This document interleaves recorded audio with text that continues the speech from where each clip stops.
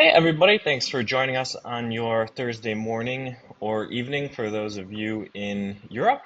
Really excited to talk with our great panel today about enhancing response with unmanned aerial systems and specifically docked technology. So we'll go ahead and get started here very shortly with Chris, Matt, and Todd. I'll go ahead and start sharing my screen here and go over just a few logistical items before we get started. So go ahead and see my screen here. But once again, we'll be recording the session for everyone. If you do have any questions throughout, you can use the chat feature in the GoToWebinar to submit that. At the end of the webinar, we'll also be sending some prizes out, including Lego sets, backpacks, mini model docks to some participants who go ahead and participate in the polls, chat, and survey here at the end of the webinar. So once again, make sure kind of you're staying active in the webinar side. GoToWebinar will help us poll some attendees who are attentive and participate at the end. And we'll go ahead and reach out to you for a shipping address for some DJI goodies there at the end. So really excited for that.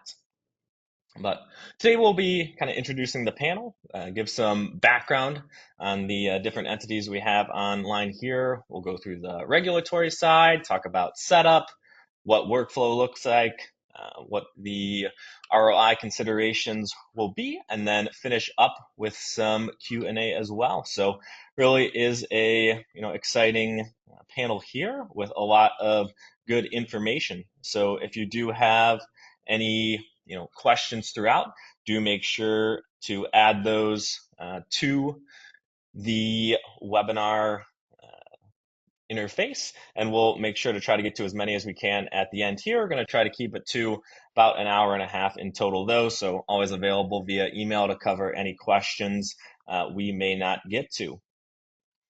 My name is Grant Hosticka with DJI. I lead our solution engineering team here in North America and been with DJI since 2019. I'm excited to be joined by Todd, Chris, and Matt. Todd has nearly 2 decades of law enforcement experience. He oversees the Global Security Operations Center, protecting over $2 billion in assets for Fortune 500 companies and high net worth clients. He has a background as executive officer and chief of staff to the sheriff. Todd holds degrees in public administration and administration from Eastern Michigan University and Central Michigan University. Chris, systems administrator and drone and robotics coordinator at the city of Oswego, has worked hand in hand with public safety agencies for over 5 years, providing specialized technical support. Over 20 years of experience in information technology overall helps him understand what it takes to keep the mission moving forward for agencies. He has certification for DJI Dock installation technician and then expertise in drone assessment and response tactics. And overall, this has helped him sustain a thriving drone fleet and program. And then finally, we have Matt, the Vice President of Remote Operations at Unmanned Vehicle Technologies, one of the nation's leading experts for enterprise drone dock integrations across a multitude of industries. He has a professional emergency management certificate along with a degree in engineering from Hope College in Holland, Michigan. Overall, this helps him enhance the interoperability of drones and robotic solutions for both large and small enterprise organizations. So, quite the panel here, as I had aforementioned. And we'll go ahead and start things off here with a bit of an audience poll. So, you'll see an UI pop up on your side as the audience to go ahead and join the poll side with us.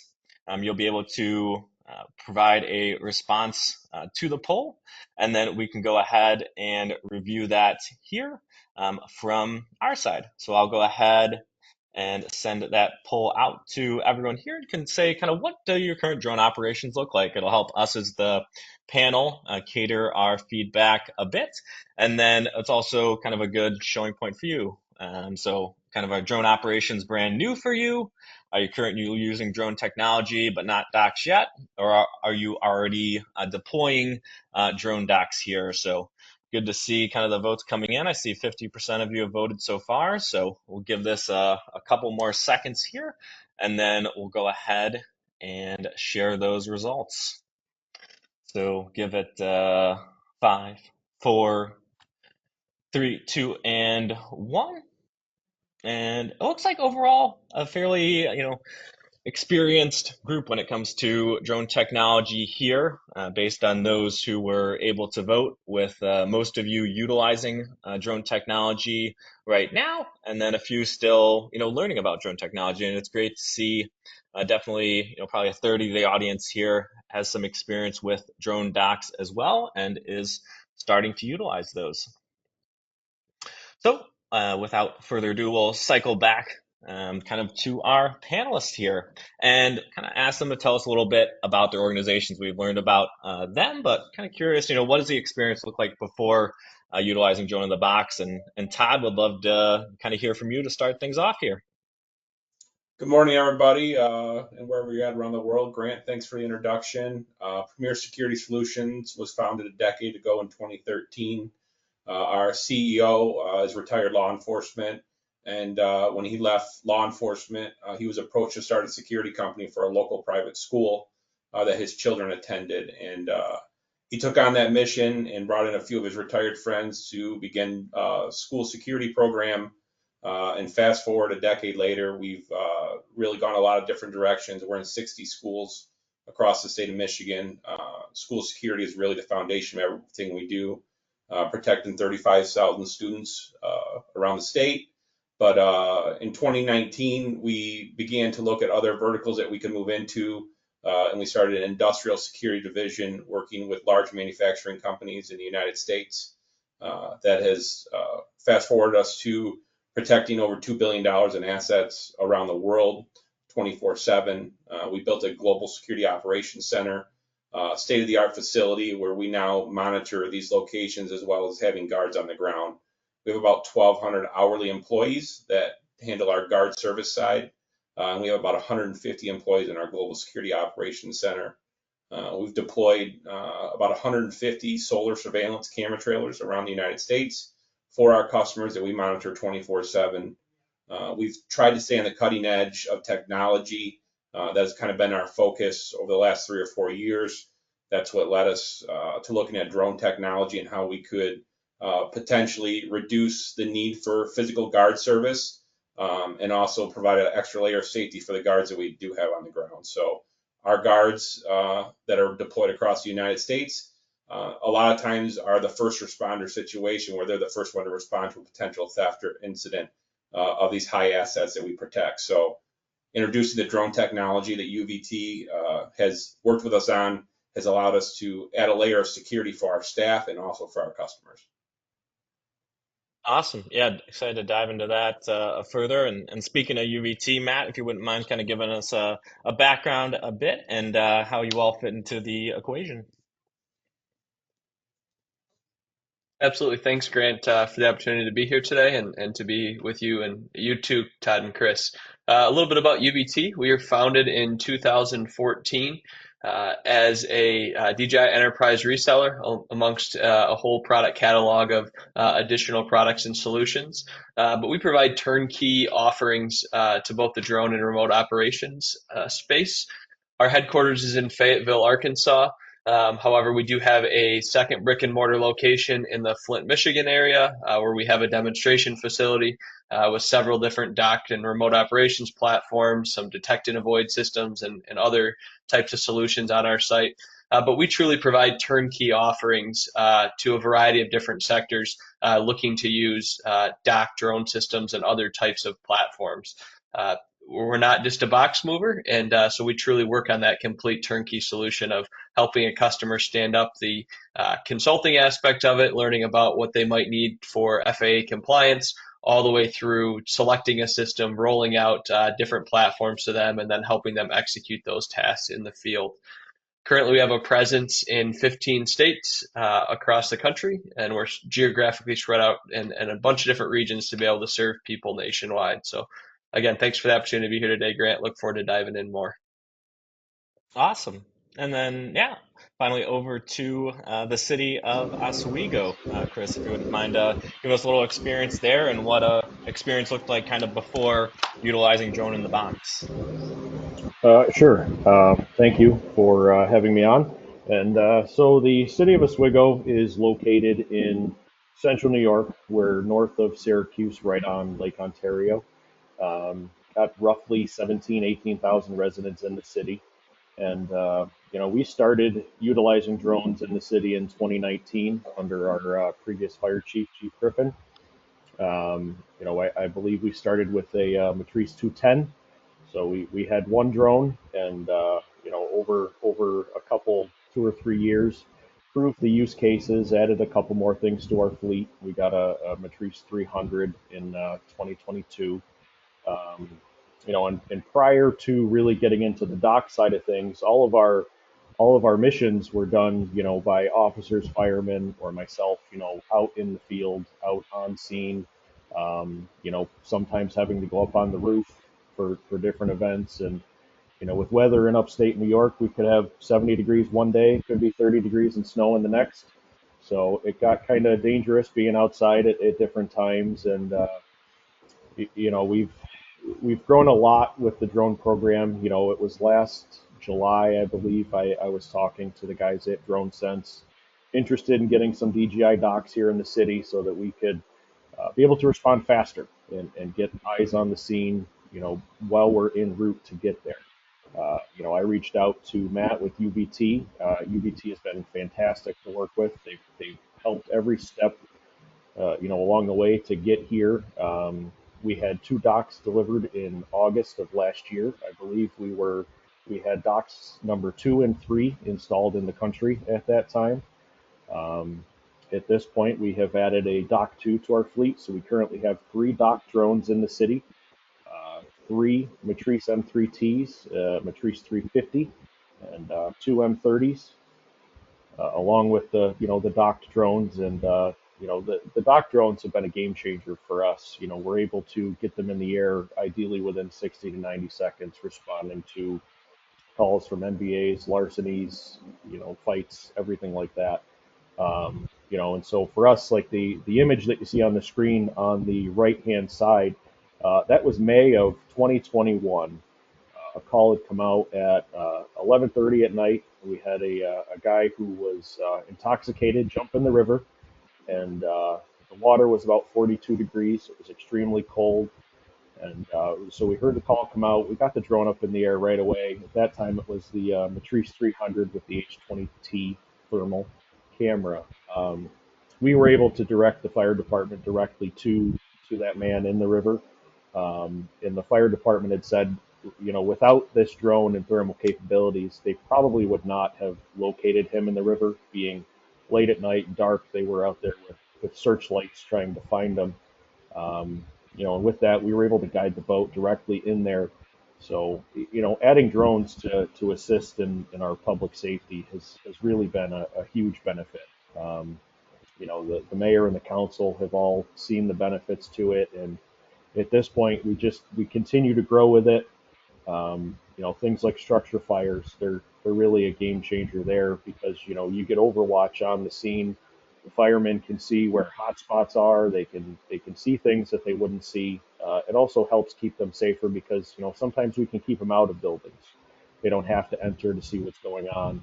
And with things like the DJI Avata, which we have a few of, we're able to send them inside of these buildings and try to make sure that they're clear, that there's nobody trapped inside without having to put our first responders in a precarious situation where they could get injured or killed. So adding drones to the fleet is a great asset for anyone to have.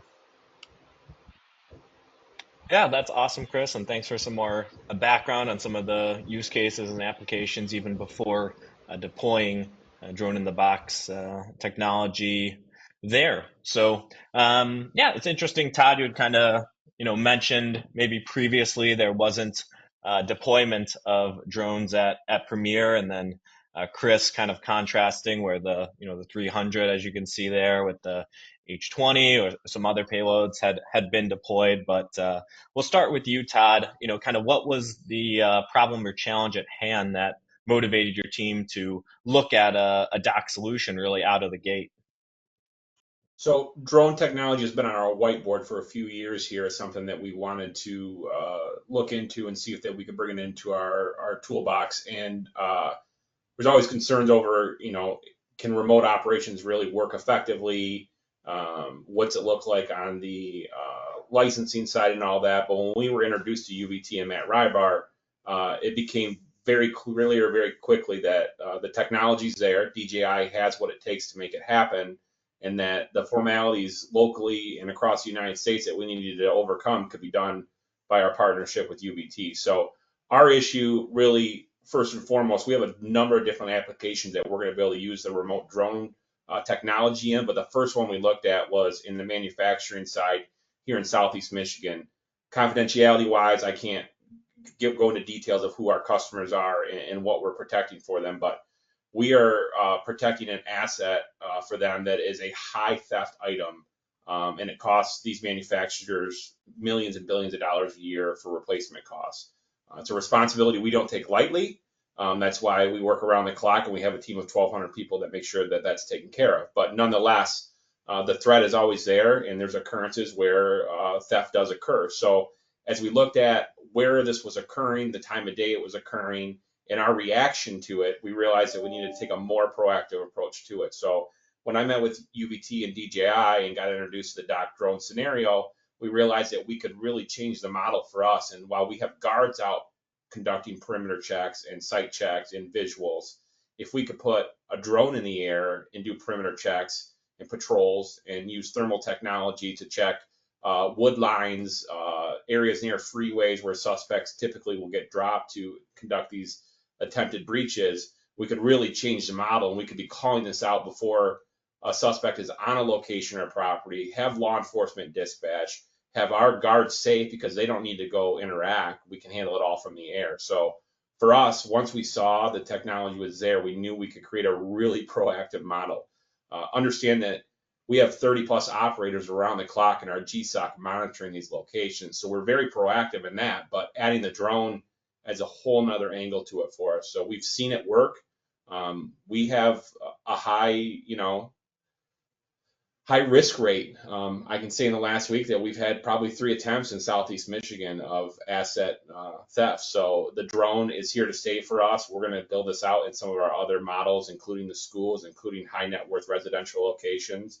But it is proven in the manufacturing side for us that it is a needed tool, and our customers have appreciated every step of the way. Awesome. And then the Chris, on your side, you talked about deploying the 300, the H20.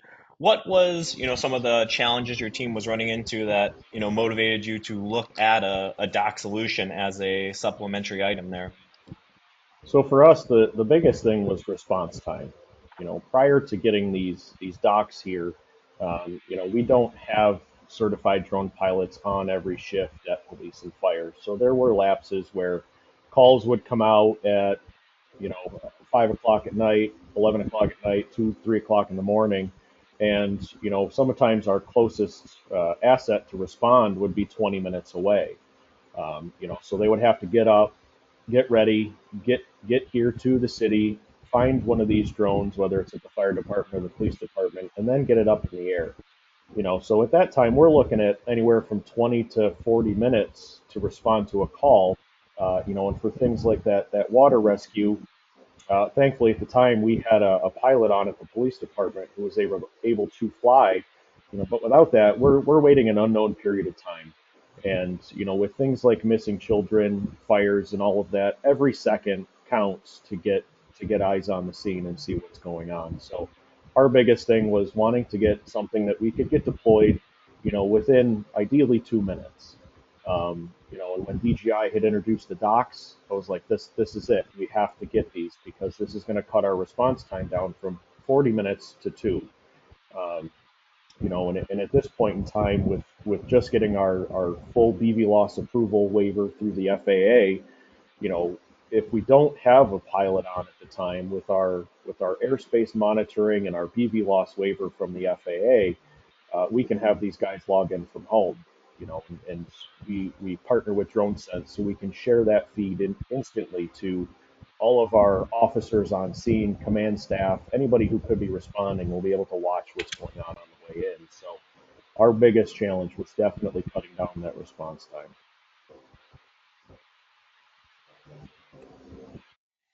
Absolutely. So yeah, it really makes sense kind of as a background and the motivation for adding the drone in the box technology here. So from my side, once again, I think the biggest value we have here today is the panelists and their experience, but did just want to take a quick minute to review what the remote operation solution we have available from DJI is. We had our Dock 1 global launch back in early 2023 and have had over 1,500 units sold worldwide with over 60,000 flights and over 90,000 kilometers of total flight length. So at DJI, it is something we're proud to be able to produce in mass and have had validation from customers across the world in deploying this technology. Late in 2023, we launched the Dock 2, and you can see overall it provides a smaller footprint, lighter weight, a longer max operation range, flight time, and then a bit different charging system and landing for the drone itself. Instead of having a mechanical system connect to terminals on the drone itself, as a sliding system, basically a V the drone lands into with a wireless charging for the system there. So overall, looking at a lighter weight drone, still with reliability for being out in these tough conditions. 50 minutes of flight time, 45 seconds for takeoff, 32 minutes to charge from 20 to 90%. A 640 by 512 thermal camera alongside a wide and tele lens for getting a wide view and zooming in with the camera there. With the drone itself, complete a site survey before installation, can fly to locations, build out 2D maps and 3D models, and then overall comes in at a lower cost of deployment and maintenance versus the Dock 1 system here. So Chris had talked about they had deployed Dock 1 initially and have some Dock 2 now. I know Premier Security side is focused on the Dock 2 overall. But Matt, I think I'll kind of kick it over to you here, and maybe you could tell us a little bit about kind of how this works from a software side and what some of the options are available for customers that you work with. Absolutely. So it's one of the big perks to the DJI Dock and many DJI products is just the software agnostic ecosystem that DJI has built. And so FlightHub 2 is the starting point for many customers, as FlightHub 2 is the DJI product for command and control, visualization, mission planning for the DJI Dock series as well as other platforms. But the platform is built to be able to be integrated with third-party software providers. So you'll see a couple of them listed on the screen, and thankfully we have partnerships with all of the ones on the screen actually. And so all of these partners have done just a really good job in different industries to truly leverage the capabilities of the DJI Dock into current workflows. And that's where the software providers really are able to level up the equipment is by owning workflows in their respective industry and being able to integrate this so seamlessly into those different workflows. But on the next slide here, we'll see a little bit about the hierarchy of the FlightHub 2 ecosystem. And so with DJI software FlightHub 2, you're able to, first of all, be in constant communication over the cloud-based solution with the DJI Dock. You can, from the FlightHub 2 interface, you can have the command and control as well as the information sync, which will provide you the live telemetry and video data back into the operator station. You then can push that data out to other users in the field. So in the case of Oswego or Premier, they can then broadcast that video link out to people that are on the ground or other stakeholders in that circle. You also can, directly from the DJI cloud, you can initiate a media transfer sync. So essentially, using the FlightHub system, you can push that media directly out to a third-party AWS cloud. So this is used oftentimes in industries where they need to post-process that data in a more rapid fashion, potentially in a third-party ecosystem where it allows you to automatically push that data out to a cloud, AWS cloud, for that processing. Overall, the FlightHub 2 enables scalability from a project-based approach to summarize any docs on a current site, as well as expanding to other sites. You just essentially create a project-based hierarchy, which allows one operator to potentially control multiple sites, all depending on the coveted BVLOS waivers, which we'll talk about in a little bit here. Yeah, absolutely. So thanks, Matt. I think at DJI, we want to make sure to enable folks with a base software solution available, and then also enable our ecosystem to build out more specific solutions across different industries that can help bring additional value there. So great summary from your side. If you are interested in more of the specs or specifics, you can always visit our DJI Enterprise website.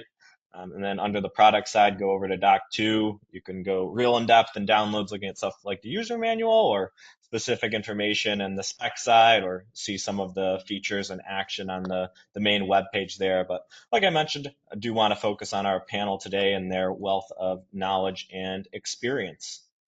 So we'll talk to the kind of panel here for the question, but in the meantime, did want to send out another audience poll to you all. So I'll go ahead and do that now and launch the poll there. But as our audience is taking a look at the poll here on what the biggest hurdle for implementing dock operations are, Chris and Todd, was there, I guess, anything from your side and looking at dock technology, specifically when it came to specs or capabilities on the DJI side, that led you to selecting this specific dock platform for operations?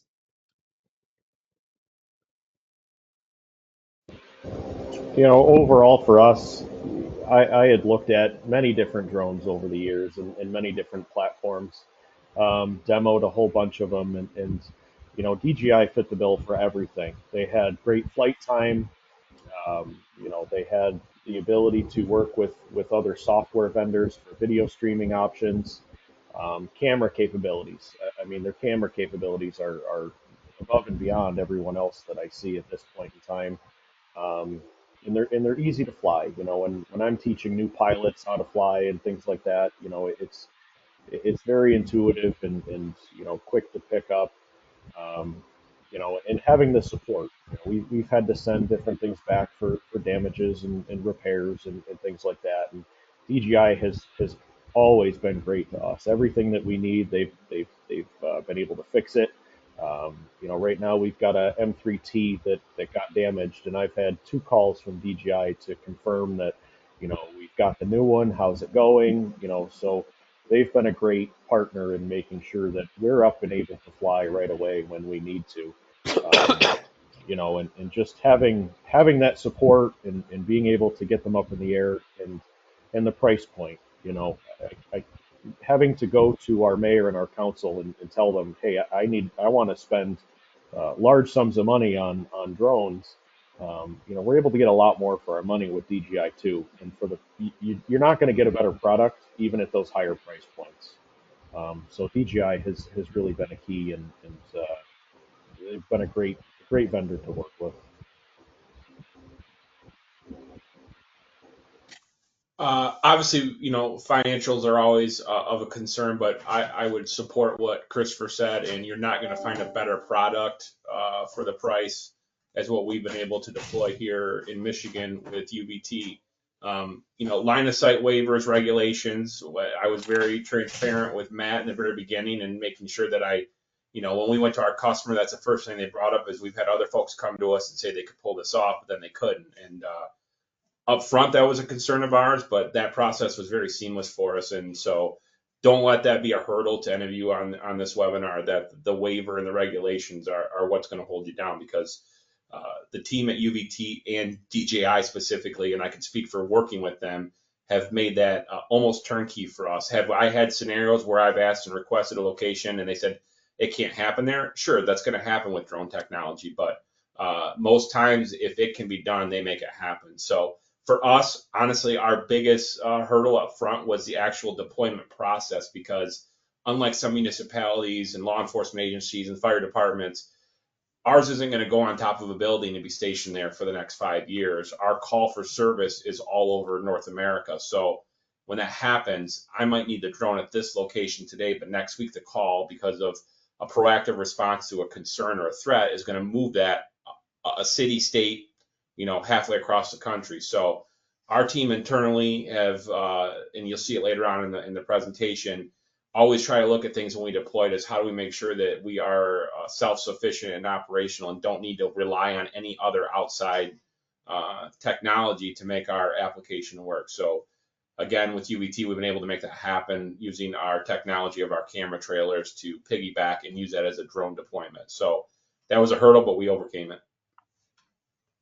Yeah, thanks for the background, guys, and some of your concerns or feedback definitely falls in place what we've seen from the audience here in regards to some of the hurdles for implementing dock operations, and the biggest one was on the regulatory side. So Matt would be kind of interested if you be able to set the stage here, and can kind of see some screenshots on the right here from some of the beyond visual line of sight waivers you have been able to achieve, and the many ones kind of listed under the public FAA database of beyond visual line of sight waivers there. So yeah, let's kind of set the stage for us here, if you don't mind.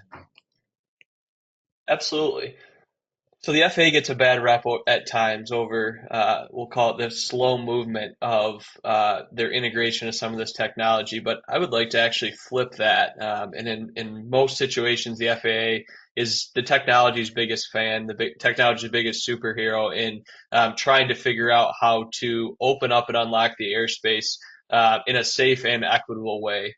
And so the last year and a half of dock technology deployments have really driven that home on our side of the house. Just truly understanding that regardless of which waiver team you're dealing with, they all have those principles in mind: is how do we unlock the airspace in a safe and equitable way? And overall, over the last hundreds of years, the FAA has historically done a very good job of keeping our airspace safe. And so for operators in general, like that are here today, you'll see the city of Oswego is operating under Part 91. That's something that they can do as a public aircraft operator, and it gives them some different options and abilities as a public aircraft operator. So if you fall into police, fire, emergency management, some categories of other public works and utilities will fall into a governmental public aircraft operator as well. But you could potentially fall under Part 91, which gives you access to some different regulatory guidance as you go to seek your waivers. On the flip side, Premier Security does not fall into that, so they're going to be on the Part 107 side, which enables BVLOS in a number of different fashions. BVLOS is not just a blanket, go ahead and get a waiver, set up anywhere, and fly at any altitude. There's different provisions for each site that you choose to go down. But a crawl, walk, run approach as you start to deploy the technology is going to help you build that track record with the FAA. As you continue to have those conversations, you'll learn about many different aspects of potentially tweaking your waiver applications in the future and changing how you're doing operations to continue to enable that mission growth over time. I will say too that the regulatory scene in the FAA is a moving target, where they are continually allowing different operations to happen after different security and safety cases have been proven and checked off and researched on their side. So something you hear today might in the future be much different, and that future could be tomorrow based off a different waiver approval. So as you dive into these topics, I urge you, regardless of who the vendor is that you're using, to really have a holistic conversation about what those approvals can look like today, and then what that scale looks like in the future. The last several months of approvals have been very promising in terms of what those capabilities are going to be in the upcoming months. Awesome. Yeah, and getting into those Part 107, operations at the Premier side, and Todd or Matt, I know you guys work closely together on this one, and I've enjoyed working with you both as well. But would want to be able to dive into a bit more about what do those beyond visual line of sight operations look like at Premier, and where are they going? Go ahead, Matt. Sounds good. So the Premier operations are operating primarily under two different waiver types.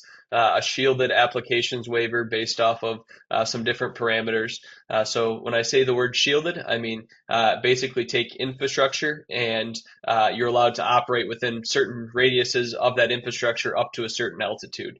So depending on the Premier sites, there's a few different approaches to that. They also are operating under a non-RPIC VO waiver, where they're utilizing local ground personnel, as Todd described, all of their guard staff throughout their ecosystem. In some cases, they're using their guard staff who are non-certified RPICs. However, they're trained visual observers under the UAS program for Premier. So a couple different flavors of the waiver, depending on the operational needs at each of the sites, which vary pretty greatly. But all of that is happening under Part 107 as a commercial operator currently. Oh, very nice. And then I guess kind of flipping it over to the Part 91 side here, and I kind of think this device on the right side comes into play here. But I think Matt or Chris could talk to some of the differences when it comes to this kind of DFR, drone as a first responder program versus a specific site for security. Sure.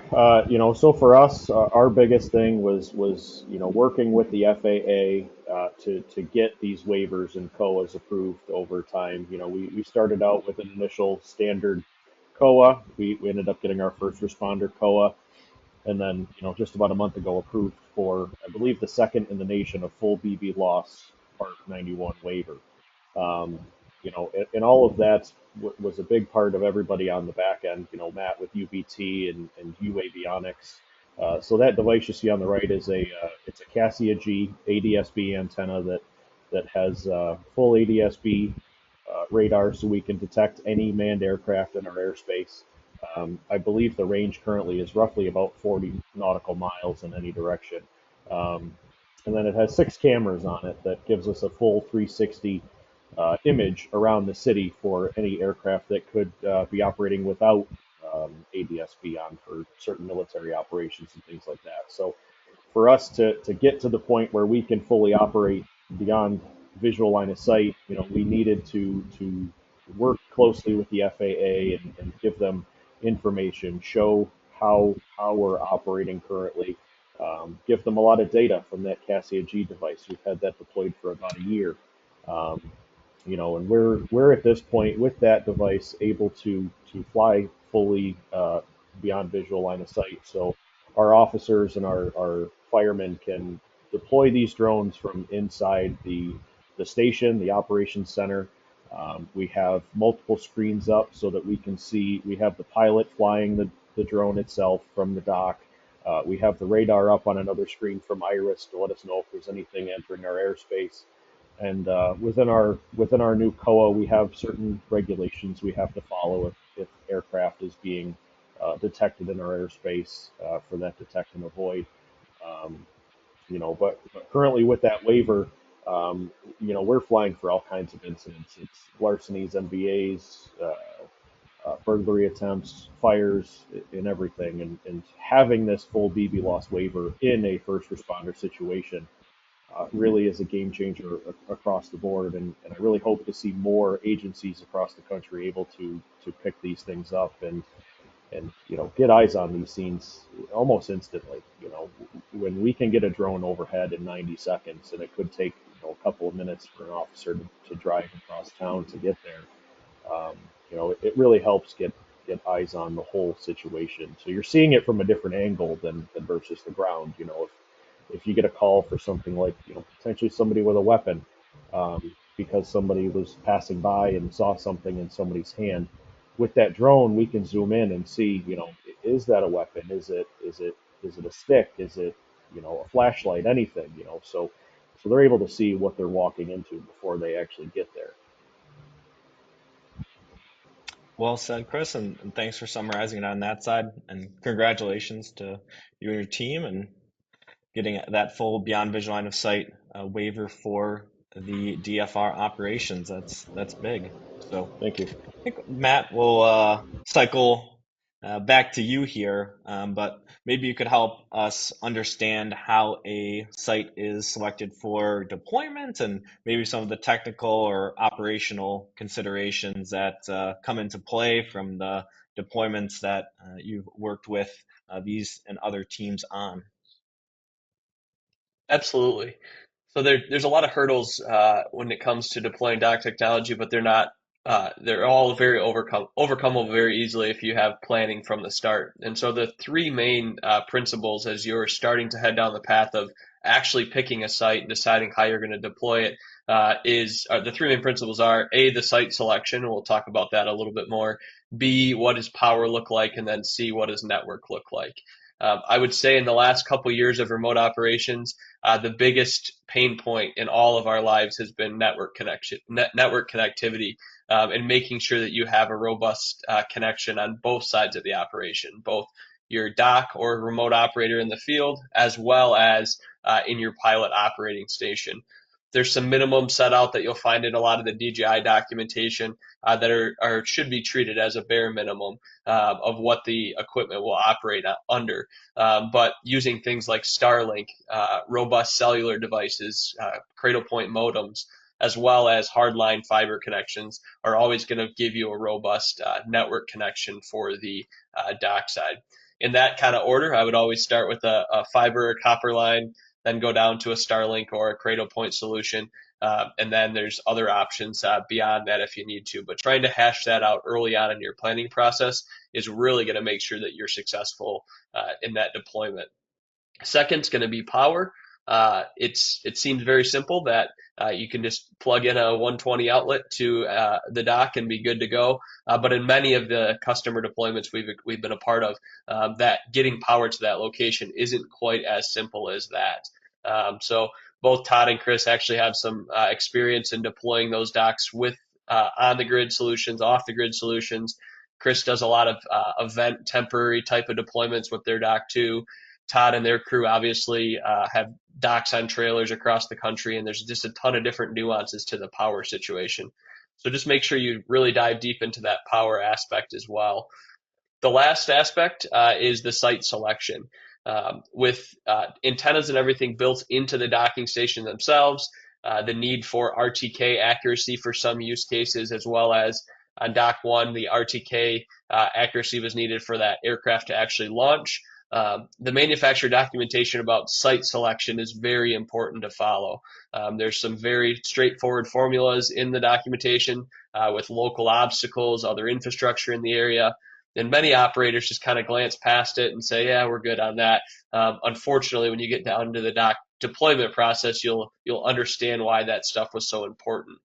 DJI does have a dock site evaluation tool, which you can run on an M3E, an M3T, an M30T, or the 3DT or 3D series aircraft.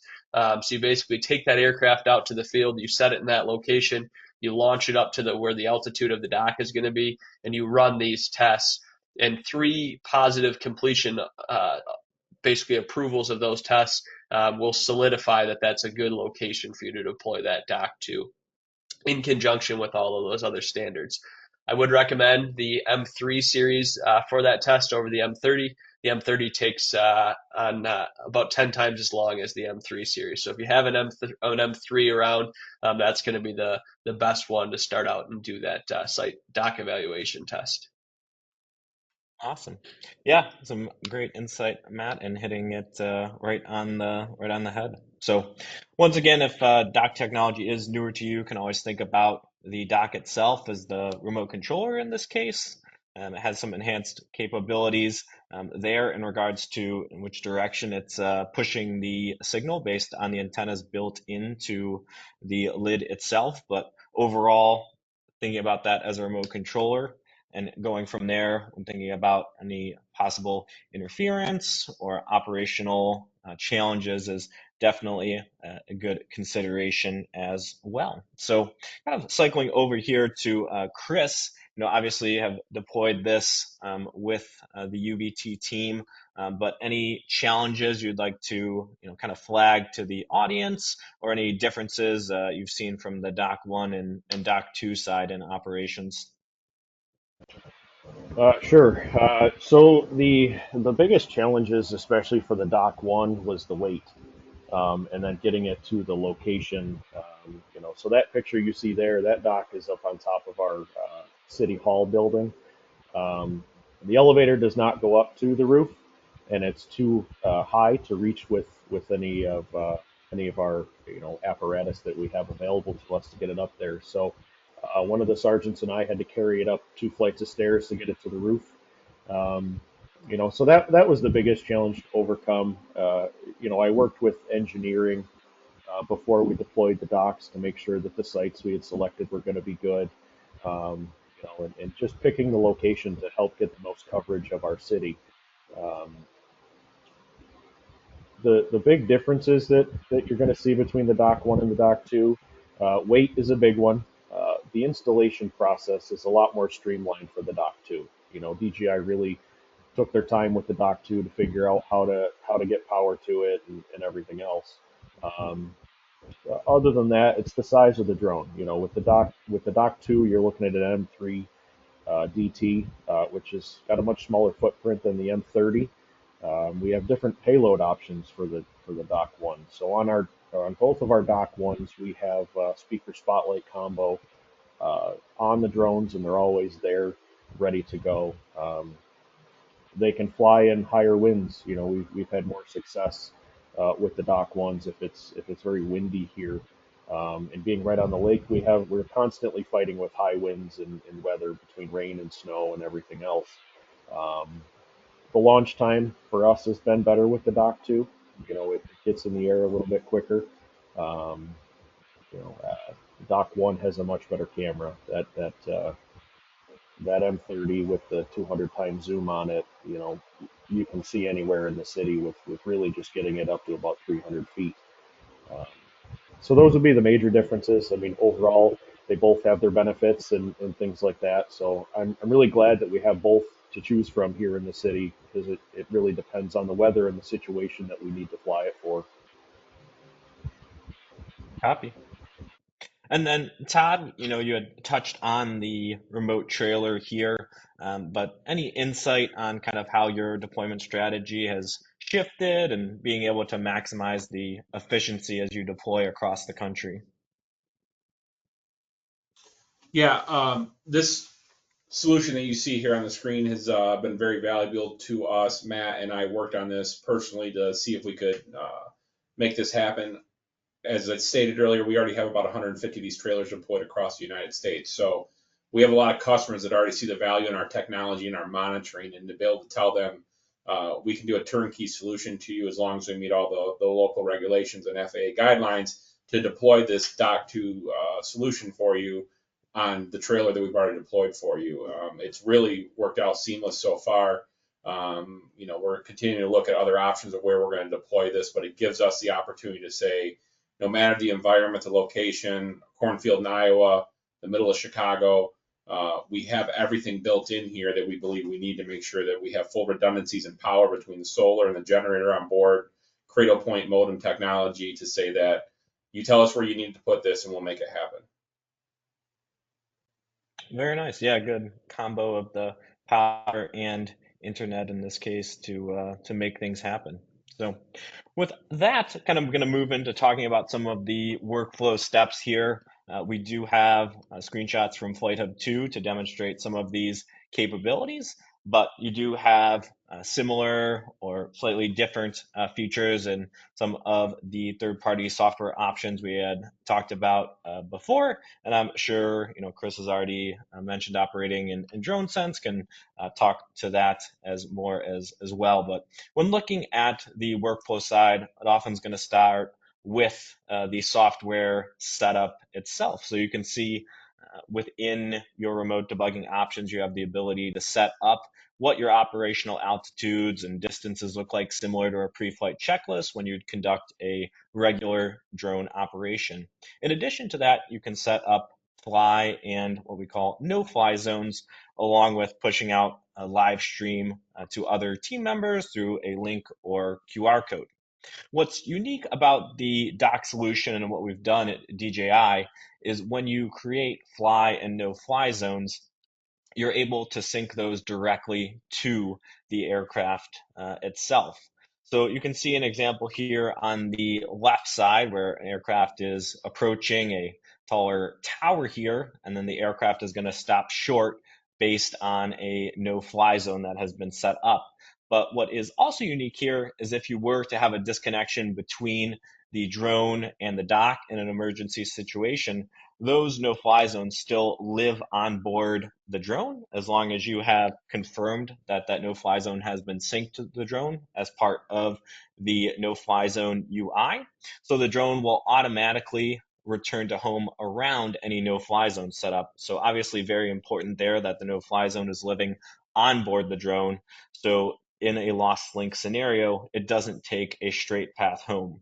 This also applies to if you're doing a fly to location or doing manual flight where those no fly zones are going to prevent the drone from entering, and applies to automated operations as well. So overall, gives you peace of mind when setting up a site and operating there. And Chris or Todd, not sure if you had anything operationally to add and how you guys may or may not set up kind of fly or no fly zones. Matt, I know that the location, that we're looking at here, there was a lot that we had to look into as far as setting up the no-fly zones because of the amount of, structures that were around there. I don't know if you want to chime in on that. Absolutely. The no-fly zones in a shielded waiver type of application are very important because you can't just blanketly fly a lot higher to avoid, say, all the obstacles in an area. So the fact that the platform has the ability to put these no-fly zones in is just really imperative in all applications, but especially in shielded applications. You also see the containment zone important in some waiver applications where the FAA is looking that the aircraft is not going to be able to leave a containment zone or an operational area. And that's the green area you'll see outlined in that no-fly zone map below there. Grant highlighted it already, but I think one of the most impressive features of a recent update with the no-fly zones is to be able to push all of that data directly to the aircraft. So if you do have that lost link type of situation, you're not relying on the cloud-based solution to avoid obstacles. The local aircraft actually has that data and can, in a smart way, return back to the docking station without a potential collision.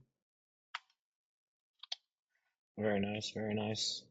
So, yeah, I'd say kind of next one here is kind of getting into the planned operations side, which I would say does apply more to the private security side, where you plan out a route for the drone to fly on a regular basis. So, Matt, if you wouldn't kind of mind talking to how this comes into play on the private security side and how you all kind of set that up and operate. Absolutely. So there's a number of different ways to get this mission data back into FlightHub 2 from mission recording out in the field or through the mission features on the planning right in the FlightHub 2. But essentially, FlightHub 2 allows you to create these missions with a number of different waypoint actions throughout the entire mission. So you essentially draw what that mission you'd like it to look like, what your camera you'd like to do on each waypoint action, as well as it transverses from one waypoint to the next. In the security application, routine patrols are obviously a part of that application and that industry. And so being able to have some consistency to what that drone is seeing on a routine basis is going to be important on that operation. I'll take it a step further, and even in the public safety sector, there's many folks that use the mission planning purposes in FlightHub 2 to be able to get to different parts of their city or different parts of their jurisdiction, following, say, a corridor over some infrastructure or corridor over other types of places. So there is some application on the public safety sector as well to those planned waypoint missions. Yeah, makes sense there, and can see some of the footage from the Matrice 3 TD in this case with the infrared and visual camera in action as a perimeter patrol is being conducted, which can be done on a scheduled basis. Have the ability to pause the drone, manipulate the camera, and then resume a mission as needed. So can see some footage here. And in this case, from both the IR and the visual camera, you have the ability to go full screen with one or split screen, between the two there. And then, kind of going into, let's say our other option here would be a bit more of the on-demand operation. So, Chris, maybe you can talk us through what it looks like when you get a call for service and some of the tools you use alongside the dock to get on location and collect some insights. Sure. So for us, I mean, it all starts with, listening to those calls coming out through 911 dispatch. We have the CAD system at the police department that brings in all of those calls that come in. They have an address listed there. And then for certain things, we've partnered with the county and our 911 center. So if there is a call that comes out for something like a missing child, um, they're sending out notifications to all the drone pilots in the county so that we can, get the closest asset to that location deployed as fast as possible. Within that CAD system or the alerts that we get, the address is listed in there. So within either FlightHub or within DroneSense, we can type that address in. It centers right over the house or the location that we need to get to, and we can click on the map to make sure that we get a little bit of a standoff so that we're able to get eyes around the perimeter versus directly overhead. And then we're just telling it to fly to. So we'll right click on the screen there, hit fly to this location. The drone takes off, and we can start zooming in as soon as it's in the air. So we can start to get eyes on while the drone's still, half a mile out from that location. Um, and then we record that video, and the police department saves it, and we upload it to evidence.com and things like that. So, um, having the map feature, being able to search, obviously, all of our first responders here know our city really well. So when an alert comes out for a street, we might know right where that street is, but the house number or something could be, we've got to figure that out. So being able to do searches and fly tos very, very quickly through both platforms has been a huge benefit to having these docked drones. Yeah, very nice, and can see some of the interface from the FlightHub 2 side here in the bottom right with the keyboard controls and the mouse, and on the drone sense side there's support for game controller. Plug that directly into the computer as well, which is an awesome feature for response side. This is kind of one of the videos that Todd and Matt had shared from operations. But would you guys kind of be able to talk to where the live flight controls come into play in your operations and being able to navigate the drone on demand to a call or alert that you all might receive? Yeah, so with live flight controls at Premier, essentially the pilots are letting that conduct mission flight. If they see something of significance, they'll then switch over to live flight controls. One of the coolest features in live flight controls that was recently released is the speed mode. So you're able to kind of step up that speed if you know that you're in a safe, secure area, to be able to fly that aircraft at its full capabilities.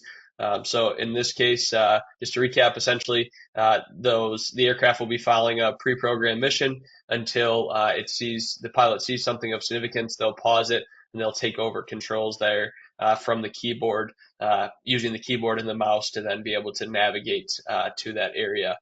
Also with live controls there, they can click a point on the map and have the aircraft either turn to that location or respond to that location.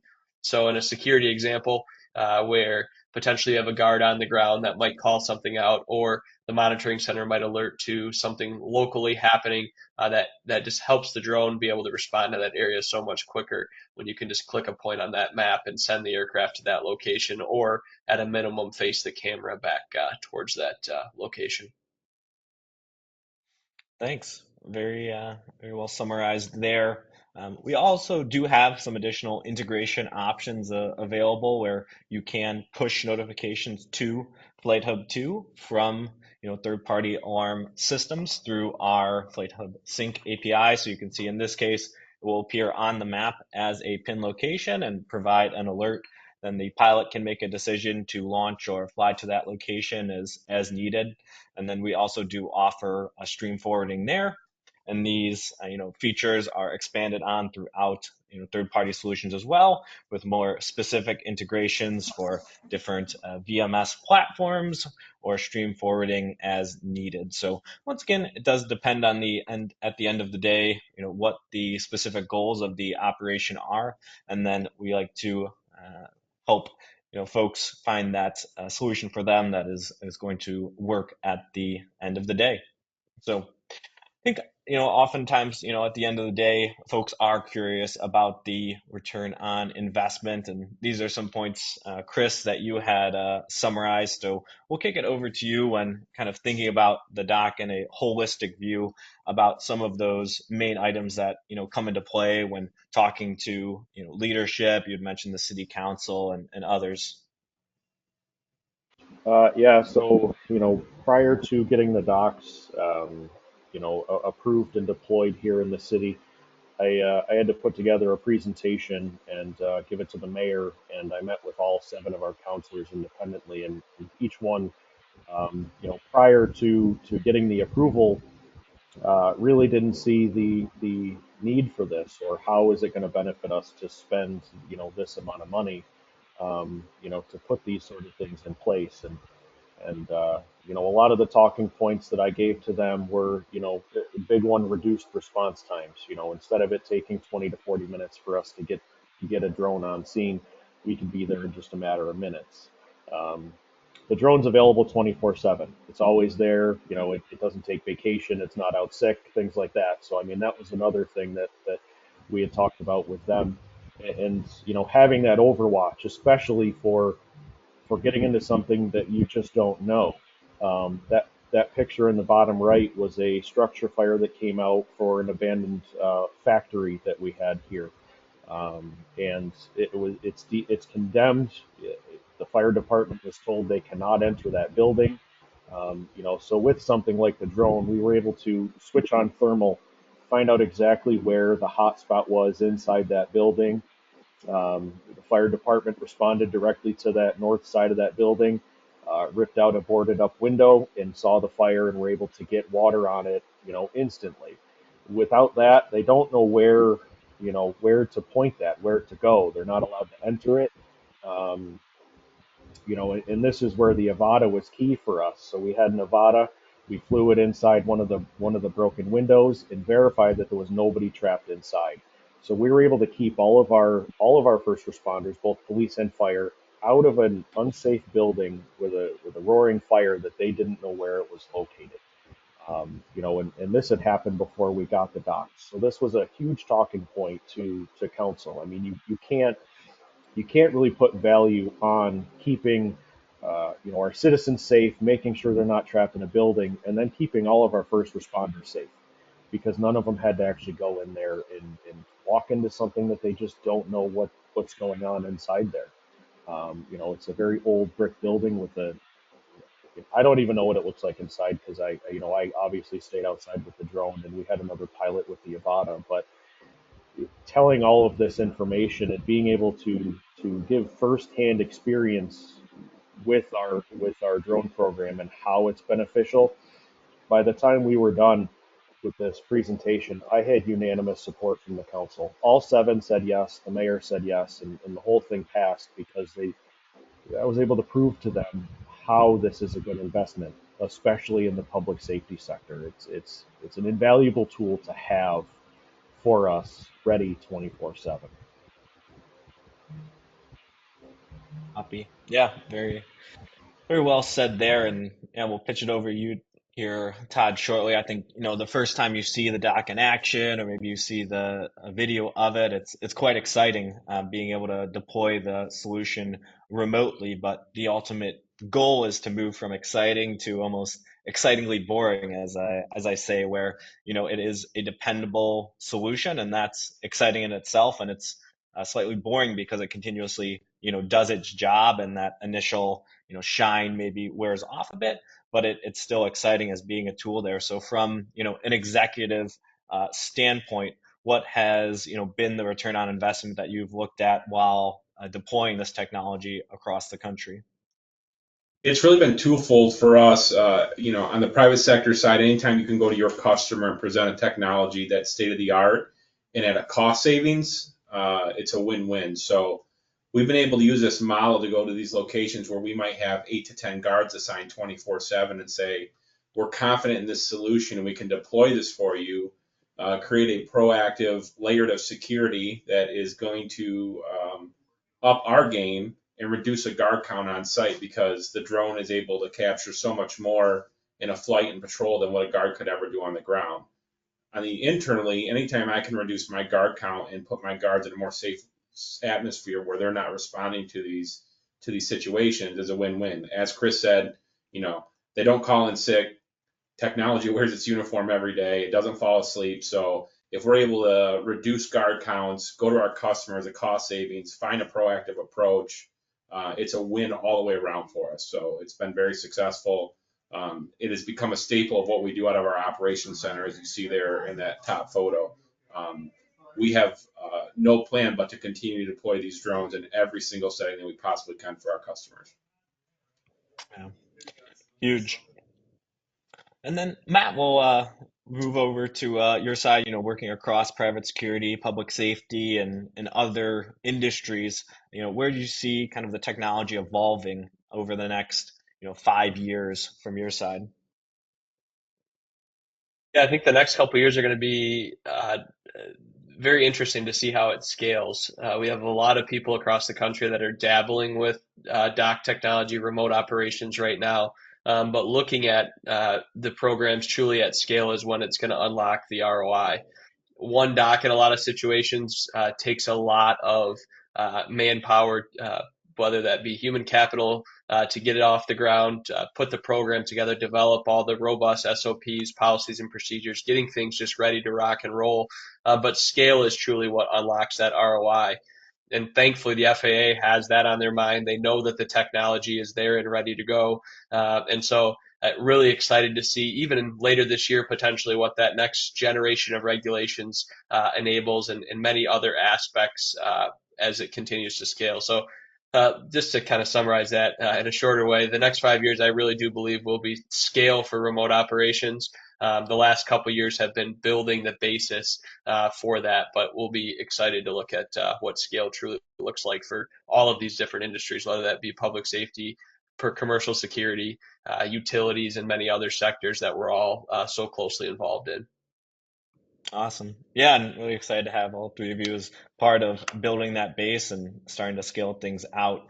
We have kind of an advice question here, but I'm going to go ahead and actually jump to our audience questions, and then we'll circle back as we have time. Just I really have a lot of audience questions here, which is great. In the meantime, here as the audience, if you're going to go ahead and complete the survey here, as I mentioned, we will have some DJI prizes that we'll go and send out to some participants as well.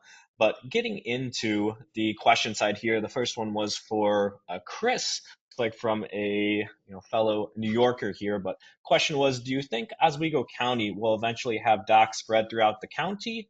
And then how many pilots in the county are trained to take off from the docks? I definitely see that there's going to be docks deployed around the county. I don't know because the city and the county are technically separate, but we do work very closely. John McGraw is in charge of the drone program for the county, and we frequently talk and discuss different things that we have been able to do. So I definitely see them deploying drones in certain locations to where there could be frequent calls for service and things like that. I'm not sure how many drone pilots are in the county specifically. I know that here in the city we have 12. I want to say that the county, between the sheriff and Fulton Police and different agencies, they have at least that. Um, and really once you get that BVLOS waiver, any pilot who is a certified 107 pilot could take that drone off remotely. So, um, any time or when they do get them deployed in the county, they'll definitely be able to be utilized by any of the certified pilots that are within Oswego County. Very nice. Next question here. I guess maybe Matt, you'd be best for this one. Are you aware of any solutions with the what three words integration that can be used alongside the dock? No, that's not currently something we have available on the FlightHub 2 side. Yeah, DroneSense has what three words built into the platform and layers to be able to access those. Have not seen that on any other platforms, but for public safety, DroneSense has rolled that out. Awesome. And then Todd, as you were evaluating or comparing, benefits and drawbacks of different types of drone technology, did you guys look at tethered drone versus dock drones at all for some of these, larger weekend events or daily operations? We did. Initially, that was one of the avenues that we were going to go down, but the limitations of that, and after seeing what DJI and UVT could provide, we quickly kind of dismissed tethered operations as really a feasible solution for us long term. We knew we'd have to walk a mile, see a mile with the remote drone operations and the docking, but we knew that if we could make it happen, there'd be no need for us to go back and look at tethered applications. We also coordinate with local law enforcement on a number of occasions for special events, downtown events, road races, things like that. So we support each other. They had looked at some tethered applications, but we're united with them on this. And the fact that UVT has such a strong law enforcement background in their leadership team, and we do, just like Chris does, the dock drone technology is really the way to go. Thank you. And we'll circle back to Chris here. Regarding beyond visual line of sight operations, how do you account for aircrafts not transmitting ADS-B, like maybe police, Secret Service, helicopter?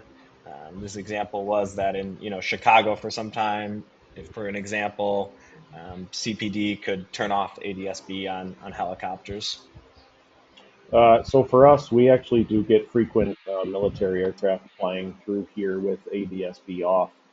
That's where that UAvionics Iris Cassia G device comes in. It has 6 built-in cameras that use an AI model to detect things in the air, and it has an audio and a visual alert that comes up on its screen.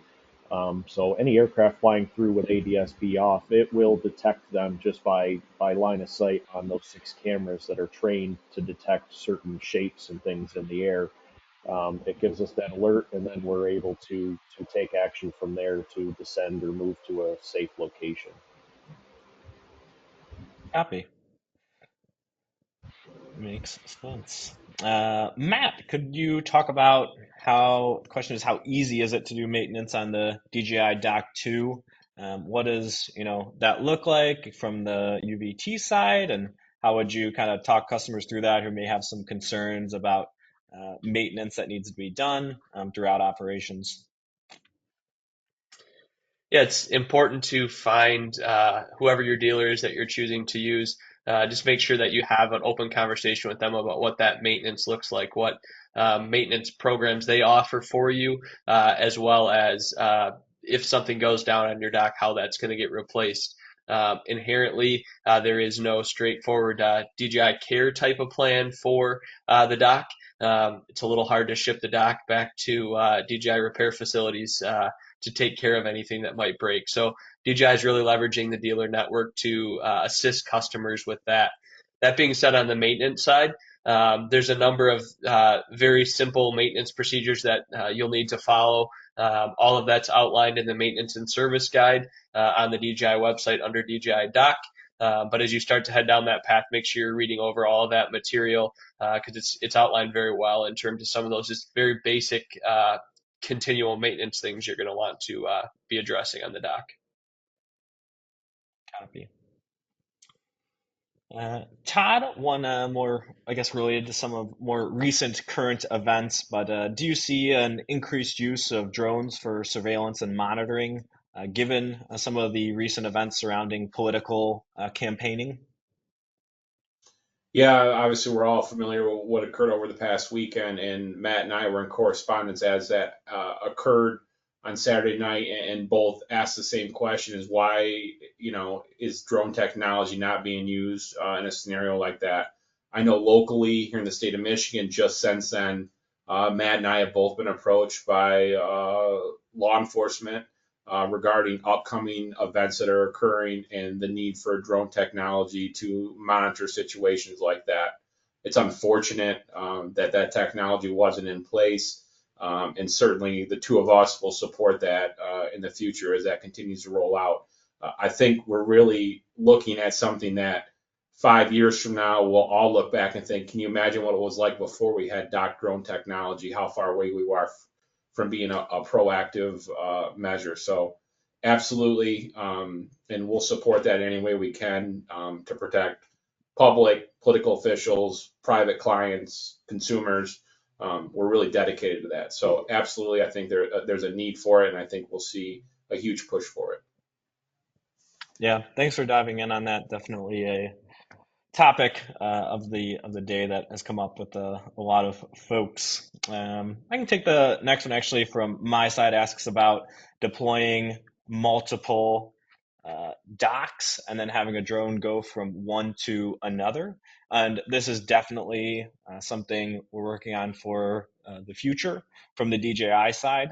And I think what you'll be seeing first, or I could say I know what you'll be seeing first, is the ability for automated missions to go from one dock to another, just as there is less variables in that equation. So you're thinking about more linear inspections of a pipeline or power lines. We see automated missions with kind of drones moving down the line and extending the flight time, because when you just have one dock, you're going to need to account for flight time back. Well, if you're going to land in another dock, you're simply reducing potentially the time to get to that dock if you're flying towards it. But we do plan on expanding that to enable live flight controls and a selection of a dock to land in as well. So, like Matt talked about, we'll continue to see expansion in the drone dock area, and enabling different options through the technology is definitely something that we're committed to from the DJI side. There we go. Yeah, so you see some positive comments here on excitement surrounding the growth of drone as a first responder and beyond visual line of sight operations from our friend Larry down in Texas. So Larry, good to see you there. Another question, and maybe this comes kind of to Todd or Matt's side, but curious about the integration with the solar trailer camera solution. How does Premiere kind of ingest both the feeds from the cameras on the solar trailer and the dock as well? What does that look like at the Global Operations Center? So our trailers are very robust technology that we use, and we're able to use the internal technology that we built in there. They've already been built out with a cradle point inverter, battery capacity for extended situations where there's a lack of sunlight, and there's a built-in generator on board as well. It's all automatically controlled. The GSOC has full access to monitor that remotely, so we can plan for potential loss in power and have our logistics team on standby if something is to happen. But that is a very rare scenario that occurs. So really, it was getting Matt involved and saying, is it possible for that drone to take flight from the trailer with the mast being so close to the dock, if we're able to pull that off, are we sure we're able to have enough power on board to maintain operations? And to date, that has been successful. So it's really worked out well for us. We're looking at other scenarios down the road where we can use a different model of a trailer to have a smaller platform, so that in locations where space is an issue, we have a solution for that as well. Matt may want to add to this as well. Yeah, holistically, just to build on that, really important for you to think about what VMS you're using on the back end and what software solution is going to get your drone data in the same ecosystem as your VMS. So holistically, it's just important to consider that as you start to scale out and build different aspects of your program. What's going to be your backbone, whether you're going to treat your VMS as your backbone, whether you're going to treat your drone operating system as your backbone, and which direction you'd like to funnel things and pass things around. And leveraging third-party software partners is really what's going to help you get to that finish line as well. There's a number of providers out there that can help that integration in a more seamless manner. Spot on. A lot of questions kind of continued about regulatory side from a global standpoint. I can note that we'll have a resource coming out from the DJI side, diving into the regulatory environments and how one might approach it across different regions. So can look for that around the end of this month, beginning of next month, as well as some additional webinars kind of diving into those topics. You can reference our DJI Academy YouTube for some of the more recent webinars as well. I know we had some folks from the Europe side joining there and diving a bit more specifically into those operations. Next one for Chris here was any public opposition to public safety drone deployment regarding privacy, facial recognition, or any other concerns like that? There was definitely some, public pushback from different side of things, but we've tried to be very open about it. All of our discussions about drones have gone through our common council meetings, so the public has an opportunity to come and speak and discuss those things. But we've pushed out information assuring people that, when we're going to a mission, the camera gimbals at a certain angle. We're not looking at different things. Currently, none of our drones have facial recognition, and we don't plan on doing that when they get to that point. Really, it's just for public safety to see what's going on. It's to enhance what, to keep our officers safe and our firemen safe and help protect the public. In working with DroneSense, we have the ability to have a public-facing dashboard. So we're working on building that now. So for different flights and things, we can push that out so that our citizens here in the city could go to that dashboard and see why we were flying for that incident, where we went, the path it took, and get just a basic information as to why the drone was in the air at that time. Thanks. Yeah, public accountability and information definitely key when it comes to building a drone program from starting it out to growing it through the dock solutions. Question here on portable charging for the DJI Dock. I think at the end of the day, it just becomes a math problem. As long as you have a 110, 120 output from your portable charger, it's just going to be calculating what the max output draw from the dock is going to be and how much charge is in said portable charger. So I have done some demos and training, even just running off one of our new DJI batteries for a couple hours, but you will notice the power draw is going to be significantly more if you're in a warmer condition and the air conditioning unit within the dock is running. I've seen folks using like big construction generators on diesel for emergency situations. I talked with Alaska Department of Transportation at a previous webinar where they utilized that capability there. So once again, I think it's just overall a math problem there. I would say it's not overall a great solution for a long-term deployment. But if you are, deploying for an event or shorter-term operations, it's certainly a consideration and an option that could be done there. So for us, we've done this. So when we got the Dock 2 in, we had a joint training with the county, and we put the Dock 2 in the back of a pickup truck, and I brought a battery solar generator. It was a 3,000 watt solar generator, and a Cradle Point modem. Plugged everything in. We were out there for about 6 hours training, and I believe we still had about 40% battery left with the Dock 2 being plugged into it and on that whole time. So it's definitely doable and great for training exercises, short-term deployment for an event, and things like that. It's definitely possible. Thanks. Yeah, good addition there. Matt, anything to add on the portable charger or kind of ongoing deployment?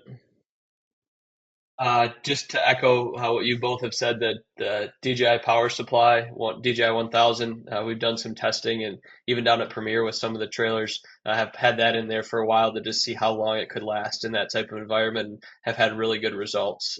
So overall, though, I liked your summary, Grant, of the math equation, because that's really basically what it comes down to with any of this is how much power you're going to draw over time, and how fast can you restock that back up, whether it be solar or any other technology. Yeah. Well, makes sense there. And thank you for all the questions, all. Um, Once again, can always send me a follow-up email. That'll be included when the recording is sent out later today. If there are any additional questions I can help answer or didn't have a chance to get to today, we'll be reaching out to some folks to get you some DJI gear as a thank you for attending. And then a big thank you to our panel overall for taking some time out of their busy days to share their insights. So thank you all. A big thank you to our panel, and hope you all have a great rest of your Thursday. Thank Thanks, you. everybody.